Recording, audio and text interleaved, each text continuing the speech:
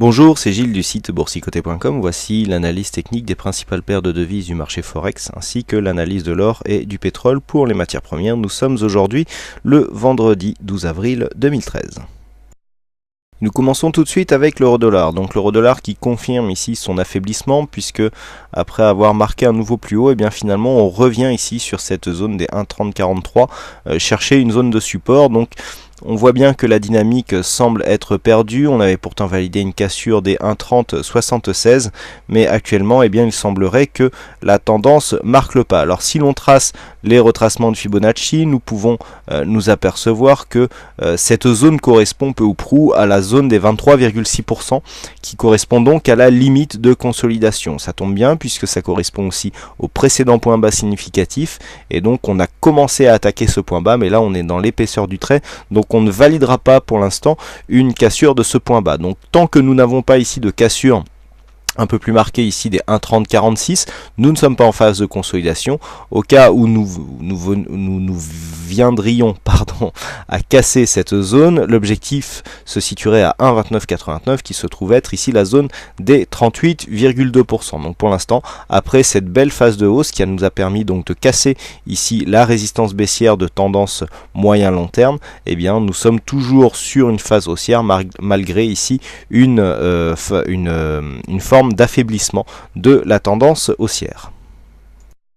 Nous continuons avec le câble, donc la paire livre sterling contre dollar américain qui continue son petit bonhomme de chemin, donc toujours ici sur ce mouvement haussier. Eh bien nous sommes dans une continuité court terme, donc nous validons ici le contact avec cette zone de point haut, une zone de résistance majeure qui était déjà identifiée hier, 54,09, qui n'a pas été cassée. On est ici sur une zone qui est assez importante. C'est effectivement une zone de résistance majeure même du point de vue daily. Alors ce qui est intéressant aujourd'hui, c'est que après avoir cassé ici cette zone ici des 1,5356, nous revenons sur cette zone la tester comme un support. Nous avons eu aussi des tests de cette moyenne mobile 20 exponentielle qui pour l'instant tient bien. Donc on conserve la dynamique ici sur cette phase haussière puisque nous continuons à marquer des nouveaux plus hauts. Et donc ce contact ici avec les 1,5409 est un contact significatif. On revient ici vers la moyenne mobile 20 exponentielle, chercher des points de contact qui sont toujours intéressants pour trouver des points d'entrée pour jouer la continuité du mouvement. Donc pour l'instant tout va bien pour cette phase de hausse. On a des points hauts qui se transforment, on a des zones de points hauts qui se transforment en zones de points bas, donc en zone de support. Donc tant qu'on reste ici sur les 1,5356, on peut très bien continuer donc sur cette dynamique qui sera confirmée par une cassure des 1,5409, et tant que l'on reste bien au-dessus ici de cette moyenne mobile 20 exponentielle, eh bien la dynamique sera préservée. Donc toujours haussier sur l'horizon court terme sur la paire de devises livre sterling contre dollar américain. Sur le dollar yen, donc nous confirmons ici la phase d'affaiblissement de la dynamique haussière, puisque nous avions du mal à franchir ici cette zone des 99,72, ça avait été indiqué hier. Donc nous revenons ici, nous rechutons sur cette zone de support des 98,70. On revient marquer un contact ici avec la bande de Bollinger inférieure après avoir cassé cette moyenne mobile 20 exponentielle. Donc clairement, on est en train de perdre la dynamique sur cette ici évolution. Donc finalement, on n'aura pas fait grand chose de la semaine sur la paire de devises dollar-yen malgré une belle ouverture ici sur un gap haussier. On a consolidé à plat, c'est bien visible ici sur le MACD, les indicateurs, donc les oscillateurs qui sortent aujourd'hui de leur zone de surachat. On revient ici à une configuration un peu plus normale. Alors on n'est pas à l'abri d'une phase de consolidation plus profonde, donc tant que l'on est ici au-dessus de ce support, on voit bien qu'on est totalement à l'abri. On a un retracement des 23,6% qui est assez intéressant à jouer puisqu'il correspond justement à ce gap qui a été ouvert dès l'ouverture du marché des devises dimanche soir. Donc une cassure de cette zone nous mettrait dans une phase de consolidation et donc ouvrirait la voie à un comblement de ce gap qui se trouve donc se situer entre ce retracement des 23,6% et un support donc des 97,80. Donc Un comblement de ce gap nous donnerait la voie à suivre. On pourrait très bien observer ici l'évolution des cours suite au comblement de ce gap. Donc soit on accélère et dans ce cas-là on aurait un début d'invalidation de cette dynamique haussière qui serait validée par une cassure donc des 38,2 puisque lorsque l'on casse le 38,2% on invalide la forte dynamique d'une tendance haussière et donc le fait de venir ici valider ces deux zones on aurait un double signal puisqu'il y aurait le comblement du gap qui ne proposerait pas de support. Un gap est intéressant. Un gap qui est comblé s'il propose un support et qu'il repropulse par exemple les cours à la hausse, jouera son rôle. On le qualifiera donc de gap de continuation ou de continuité selon. Mais dans ce cas-là, il peut effectivement confirmer la tendance même s'il est comblé. Par contre, un gap comblé qui propose une accélération de retournement derrière, sera à considérer comme un gap d'épuisement. Donc là, sur cette zone, donc on a 23,6 qui ouvrirait la voie au comblement du gap et ensuite il faudrait observer les comportements des cours. Par contre, il est clair que si nous venons casser ici la zone des 99,95, on invaliderait donc ces retracements de Fibonacci et on repartirait sur une dynamique haussière. Donc voilà, toujours dans l'attente d'une confirmation de tendance, mais pour l'instant on est neutre d'un point de vue court terme sur la paire de devises dollarienne.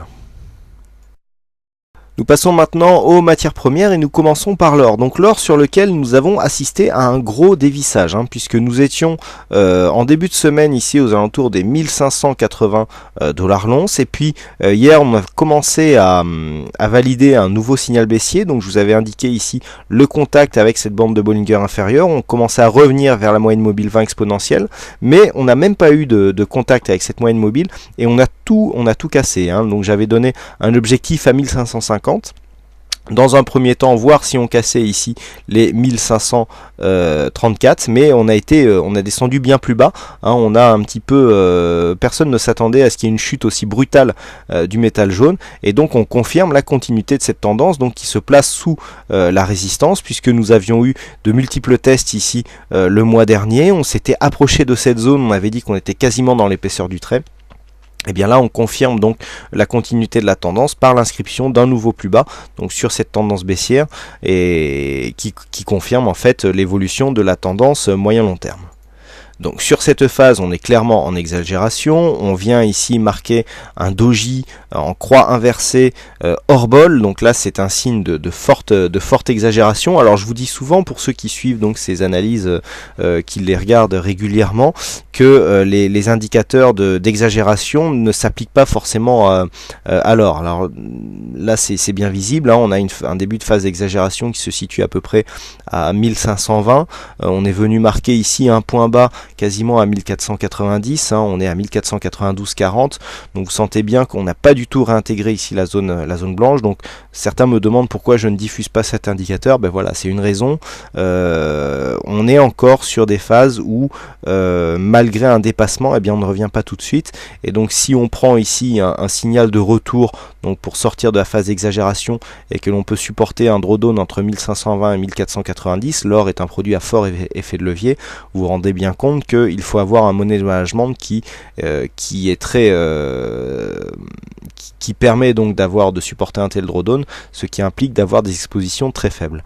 Donc ici on est clairement sur une phase d'exagération. On n'a pas encore de signal de retournement. Le MACD continue à nous donner une dynamique baissière. On est survendu bien sûr au niveau des oscillateurs, mais on n'a pas encore de signal de retournement. Donc là, on peut s'attendre à un rebond technique. On pourra viser même 1530-35 sur un retour, mais pour l'instant, on est vraiment en pleine phase baissière sur le gold et donc l'argent aussi, avec qui l'or est très corrélé. Donc une tendance moyen-long terme qui est confirmée à la baisse et une tendance très court terme qui est baissière en phase d'exagération, mais pas encore de signal de retournement. Et enfin on termine avec le WTI. Alors le WTI, on en parle de ce signal depuis un petit moment, on avait commencé à en parler quand on était revenu ici sur cette fameuse ligne des 92,40. Je vous avais défini un objectif, on était remonté et je vous avais dit que on pouvait très bien ici sur cette attaque venir confirmer une cassure. Et bien c'est exactement ce qui s'est passé, ça faisait partie donc des possibilités. On a accéléré sur une cassure ici des 92,40 et sur cette phase nous avons toujours ici un objectif qui correspond correspond à la règle des bascules, donc où on reporte ici cette amplitude sous la ligne d'eau, qui nous donne ici alors là on est sur un Fibonacci, voilà, qui nous donne ici un objectif qui se situe à environ 87,80. Donc cet objectif semblait assez ambitieux donc à la baisse, mais on voit qu'au regard de la dynamique que nous avons là, eh bien sur quelques jours on est tout à fait dans la possibilité de venir ici rejoindre cette zone. À noter ici ce retracement qui correspond donc à un retracement, à une extension par rapport à ce Fibonacci, n'est pas du tout significatif pour cette tendance. Donc là clairement on a cassé, on a donné le signal a été confirmé ici par une cassure des 91-83 qui permettait de bien valider ici le passage sur un plus bas. Donc l'objectif maintenant est assez éloigné. Alors quoi qu'il en soit, nous sommes quand même dans une zone largement survendue, les oscillateurs donc sont survendus, le MACD ne donne pas encore de signal de retournement.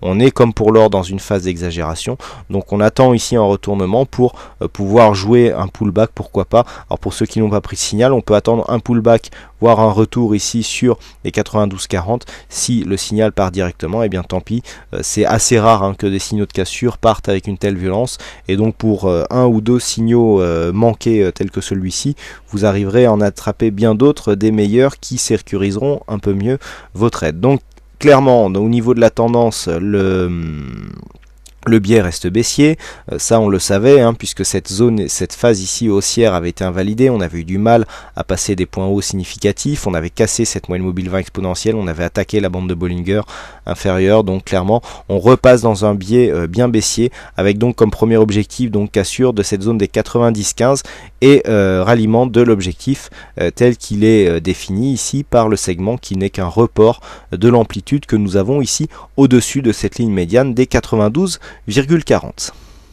Voilà donc ce que l'on peut dire sur ces analyses techniques Forex et matières premières. Il ne me reste plus qu'à vous souhaiter à toutes et à tous une bonne soirée, bonne chance dans tous vos trades et bon week-end. On se retrouve dès la semaine prochaine pour d'autres analyses techniques en vidéo sur le site boursicoté.com. Bon week-end à tous.